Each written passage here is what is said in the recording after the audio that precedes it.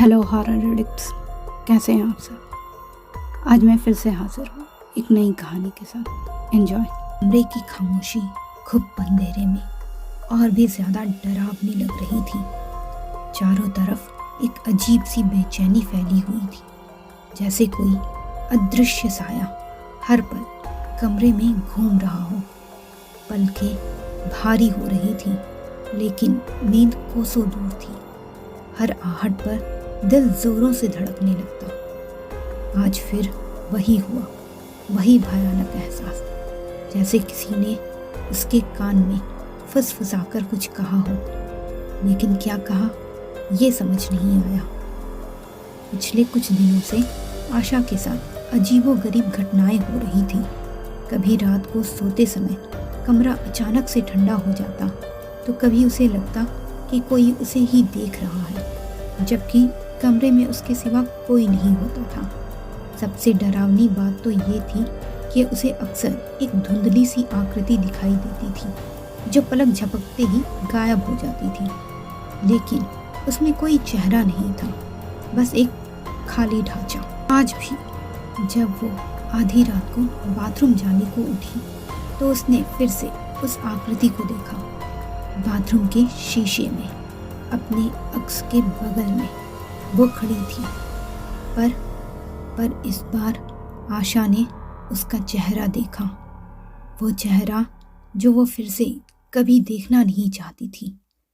जैसे आशा ने अपनी आंखें जोर से मींची और खोली, वो गायब हो गई। लेकिन उस एक पल में जो उसने देखा, वो उसकी रूह को कंपा देने के लिए काफ़ी था।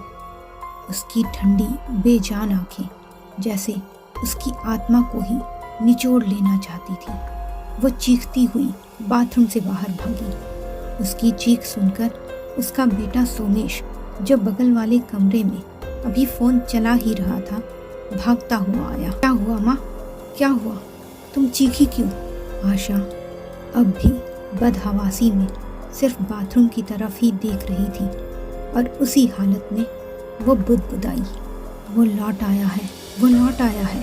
कौन लौट आया है माँ? गगन लौट आया है। नाम सुनकर सोमेश भी हैरान हुआ। गगन को मरे हुए 1 महीना हो गया है माँ। हमने खुद अपने हाथों से उसका अंतिम संस्कार किया था। वो कैसे आ सकता है? नहीं, वो अभी बाथरूम में था। मैंने खुद अपनी आंखों से देखा था उसको, आशा ने घबराते हुए कहा। ठीक है, मैं अभी देखता हूँ, आप यहीं रुको, कहकर सोमेश धीरे धीरे बाथरूम की तरफ बढ़ा। डर तो उसे भी लग रहा था। उसने डरते डरते डोर नॉब घुमाया और अंदर झांका। अंदर कोई नहीं दिखा, तो वो अंदर जाकर एक चक्कर लगाकर आ गया। क्या माँ, अंदर कोई भी नहीं है, आप बेकार में डर रही हैं। सोमेश ने अपनी माँ को सहारा देकर बेड पर बिठा दिया। अब उनकी घबराहट भी कम हो गई थी और वो पानी पीकर सो गई। सोमेश थोड़ी देर वहीं बैठा रहा, फिर उठकर अपने कमरे में चला गया। अगले दिन सब ठीक था, पर रात घिरते ही आशा को फिर से डर सताने लगा। उसने कंबल ओढ़ा और आंखें बंद कर ली। पिछली रात की यादें उसे डरा रही थी कि अचानक कमरे की लाइट बंद हो गई। अंधेरा और भी गहरा हो गया। आशा की सांस तेज तेज चलने लगी। उसे लगा जैसे अब वो अकेली नहीं है, कोई है उसके साथ। अंधेरे में उसने अपने कानों में कुछ फुसफुसाने की आवाज़ सुनी। वो शब्द समझ में नहीं आ रहे थे, लेकिन उनकी बेचैनी उसे अंदर तक हिला रही थी। आशा ने अपनी आंखें बंद करके खोली।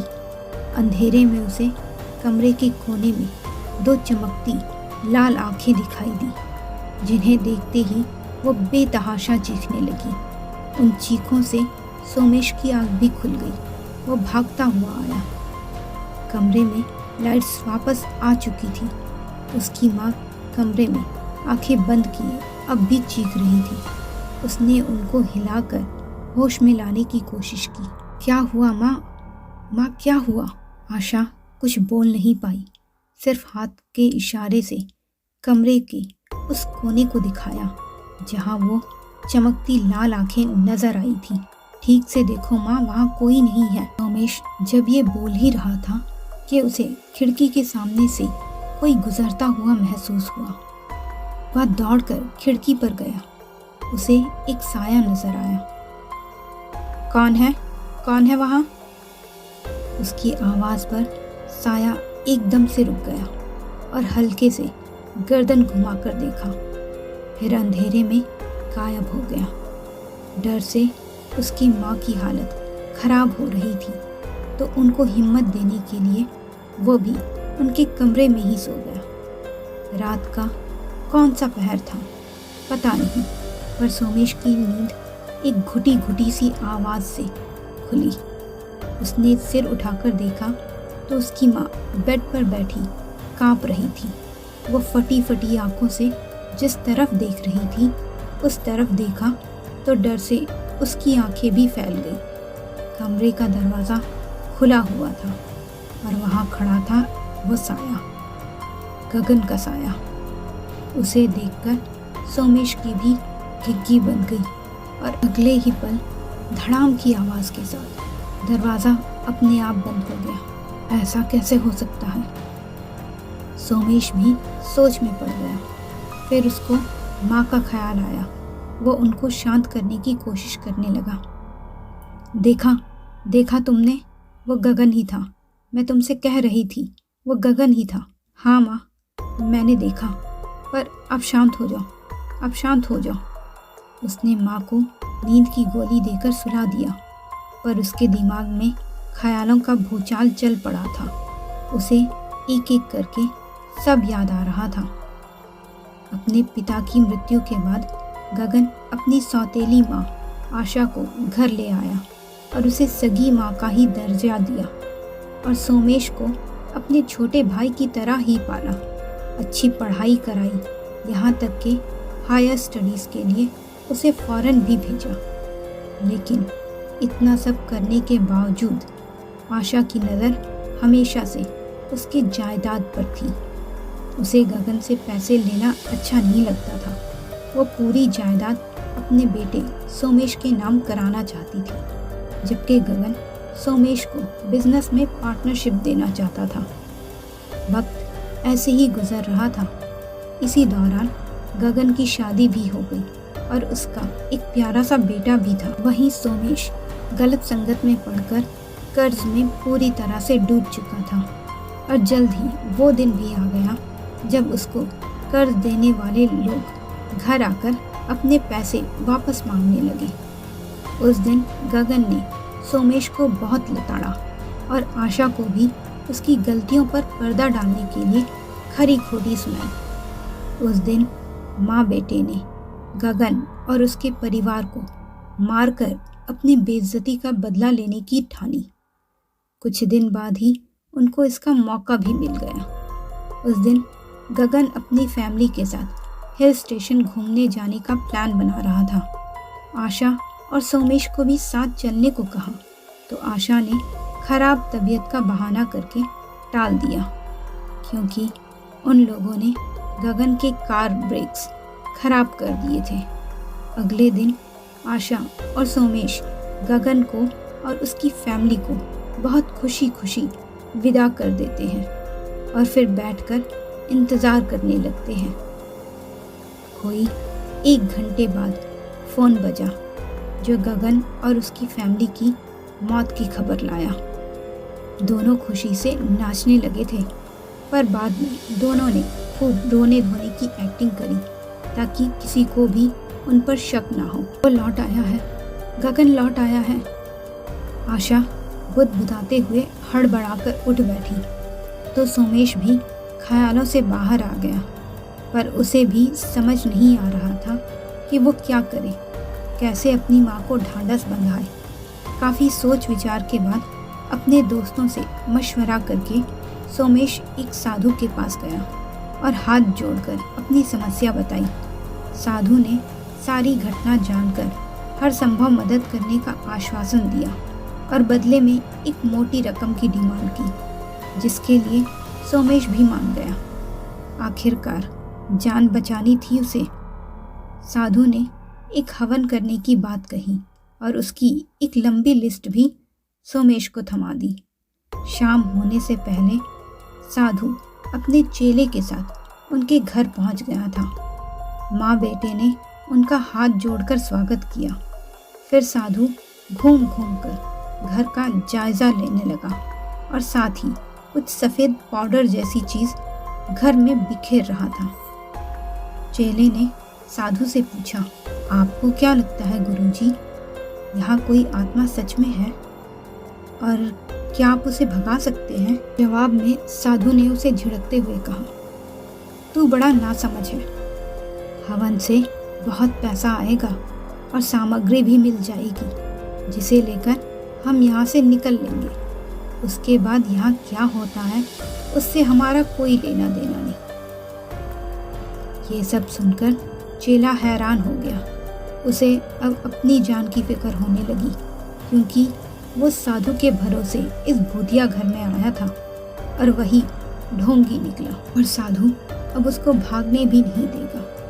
चेला डरा सहमा इधर उधर देखता रहा। रात होते होते हवन का ड्रामा स्टार्ट कर दिया साधु ने। सोमेश और उसकी माँ वहीं हाथ जोड़कर बैठे हुए थे।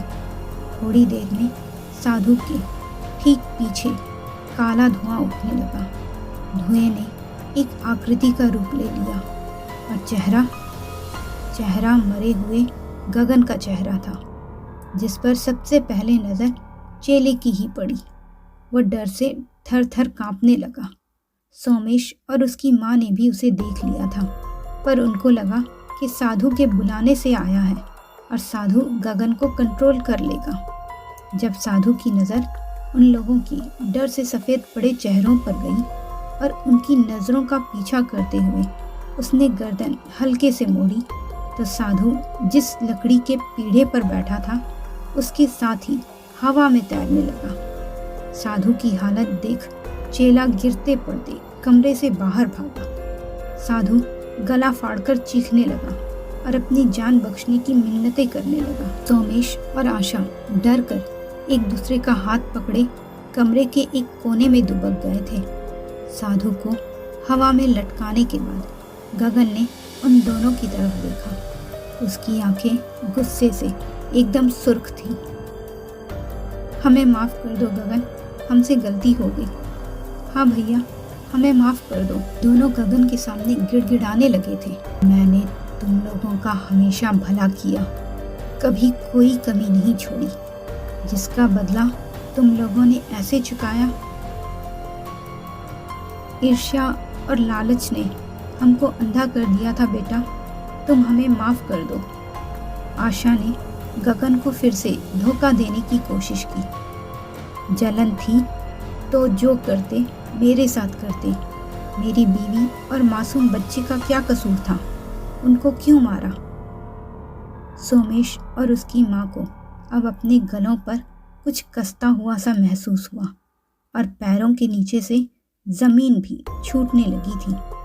पकड़ धीरे धीरे बढ़ती जा रही थी। फिर उनकी सांसें अटकने लगी। वो गगन से ही मदद मांगने की कोशिश कर रहे थे, लेकिन अपनी फैमिली को अपनी आंखों के सामने मरता देखने के बाद गगन के पास कुछ नहीं था उन्हें देने को, दया भी नहीं।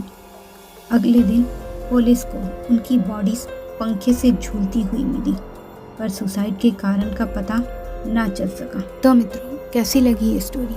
अपनी राय कमेंट बॉक्स में ज़रूर दीजिएगा और इस जैसी ढेर सारी हॉरर स्टोरीज़ के लिए मेरे चैनल को सब्सक्राइब करना बिल्कुल मत भूलिएगा। धन्यवाद।